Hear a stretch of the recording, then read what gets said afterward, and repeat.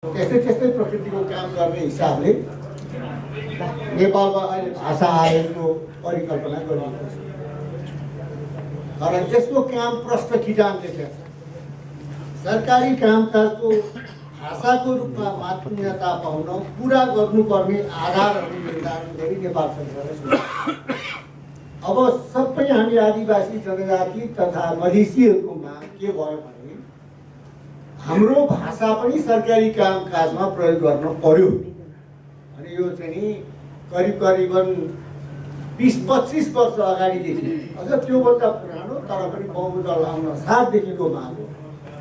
आदिवासी जनजाति महासङ्घ, त्यसबेला जनजाति महासङ्घबाट नेपाल जनजाति महासङ्घ भनिन्थ्यो,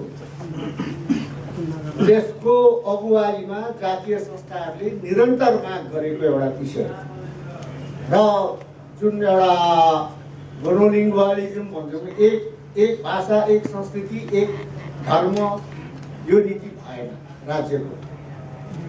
र एउटा बहुभाषिक बहुजातीय बहुसांस्कृतिक बहुधार्मिक समाजलाई निर्देशित गर्ने राज्यका सिद्धान्तहरू पनि त्यस्तै किसिमको हुनु पर्यो भन्ने माग पनि भइआयो।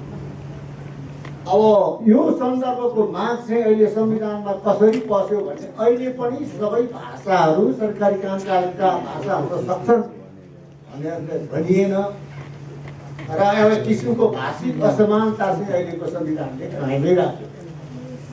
अब सरकारी कामकाजमा प्रयोग अब प्रदेशको कुनै एउटा बहुसङ्ख्यक जनताले बोल्ने भाषा प्रदेशको भाषा हुन सक्छ त भनियो, तर खस नेपाली भाषै राष्ट्रिय केन्द्रको सरकारी कामकाजको भाषा हुन्छ भने अरू भाषालाई चाहिँ सर्टेन क्राइटेरिया पुर्याएर मात्रै सरकारी कामकाजमा प्रयोग गर्न पाइने भयो अब यो भाषा आयोगले। र त्यो मापदण्ड पुर्याएपछि बल्ल सरकारी कामकाजमा कहाँ कुन तहमा प्रदेशमा अब केन्द्रमा त पुरै भएन, यहाँ प्रष्टै खस नेपाली भाषा भइसक्यो प्रदेशमा र स्थानीय निकाय। जबकि पहिलेको व्यवस्था अनुसार स्थानीय स्वायत्त शासन ऐन अनुसार चाहिँ स्थानीय निकायले नै निर्धारण गर्न पाउँथ्यो आफ्नो कामकाजको भाषा। त्योबाट पनि यो ब्याकट्र्याक भयो आयोगमा भयो। दोस्रो कुरो, भाषाहरूको संरक्षण संवर्धन र विकासको लागि अवलम्बन गर्नुपर्ने उपायहरू नेपाल सरकारले सिफारिस गर्ने। धेरै भाषाहरू छन्, अब यसमा जनजातिको भाषाहरू मात्रै भएन, अरू भाषाहरू पनि धेरै भाषाहरू छन्। ती सबैहरूको संरक्षण संवर्धन इत्यादिहरूको लागि सिफारिस के उपायहरू अवलम्बन गर्नुपर्छ भन्ने सुझाव दिनेसम्म यसको काम हो। तेस्रो कुरो, अब मातृभाषामा प्रयोग गर्नको लागि पनि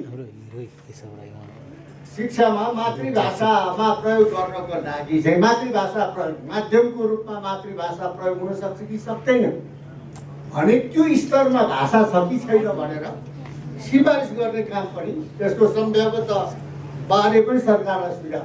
अब यसको अर्थ भाषा आयोगले सिफारिस नगरिकन मातृभाषाको शिक्षा पनि अब हामीले दाबी गर्दैन नपाइने भयो। यो भाषा आयोगले ल्याए। अहिलेसम्म चाहिँ के थियो भने समुदायले आफ्नो भाषा माग गर्ने र शिक्षा विभागका सम्बन्धित निकायले छलफल गर्ने, अनि त्यो भाषालाई अब प्रयोग गर्न जरुरी छ भने दिने भनेर अहिले मातृभाषामा 17-18वटा 20वटा भन्दा बढी भाषाहरूमा प्राथमिक शिक्षा दिइन्छ। त्यो क्रम बढ्ने क्रम थियो। अब यसले चाहिँ त्यहाँ पनि गतिरोध पैदा गर्न सक्छ। अब यो माथि लगेर अब केन्द्रीकृत गरियो, त्यसको अर्थ सङ्घीयतामा बढी तल विकेन्द्रित गरेर लगिन्छ अधिकारहरूको साटो, तर यो चाहिँ केन्द्रीकृत भएर आयो। फेरि अब भाषाहरूको अध्ययन अनुसन्धान गर्ने भने त्यो त अब त्यसैका सन्दर्भमा उसले गर्ने हो।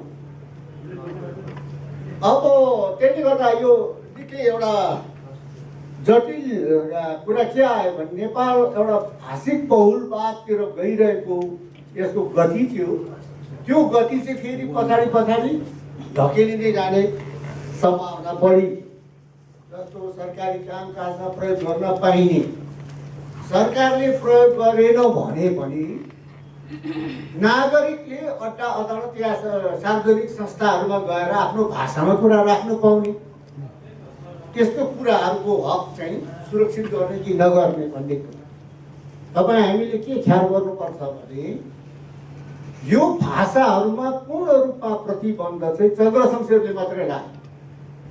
त्योभन्दा अगाडिसम्म पनि सबैले सरकारको कामकाजको भाषामा आफ्नो भाषामा गएर त्यहाँ निवेदन दिन पाउँथ्यो, आफ्नो भाषामा कुरा राख्नु पाउँथ्यो, आफ्नो भाषामा लेनदेन कारोबार गाउँठाउँमा गरेको छ भने त्यो मान्यता हुन्थ्यो।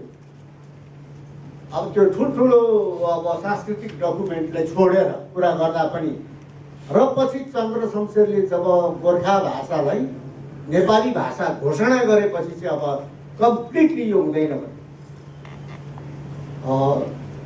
यो जङ्गबहादुरको पाला पनि प्रयत्न भयो तर त्यति धेरै नियन्त्रण भएन। रणबहादुर शाहको पालामा हामीलाई लेख्ने हाम्रा हजुरमा आउने चिठी चाहिँ कमसेकम गोर्खा भाषामा लेखे पर्वत